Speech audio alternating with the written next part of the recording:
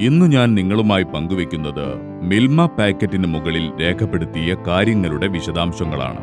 ഇതുപോലെ toned, double toned, standardised എന്നൊക്കെ കാണുന്നത് ഫുഡ് സേഫ്റ്റി സ്റ്റാൻഡേർഡ് പ്രകാരം ഏത് ഇനം പാലാണ് കവറിലുള്ളത് എന്ന് സൂചിപ്പിക്കാനാണ്.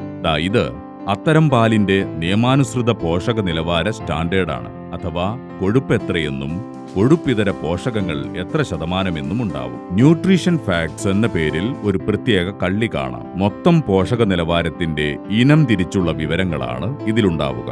പാക്കറ്റിലുള്ള പാലിന്റെ അളവ് എത്രയെന്ന് ഇത് നോക്കിയാൽ അറിയാം. പാല് 8 ഡിഗ്രി തണുപ്പിൽ സൂക്ഷിക്കണമെന്നും അങ്ങനെ സൂക്ഷിച്ചാൽ ഏത് ദിവസം വരെ ഇത് ഉപയോഗിക്കാമെന്നും മുദ്രണം ചെയ്യപ്പെട്ടിരിക്കും.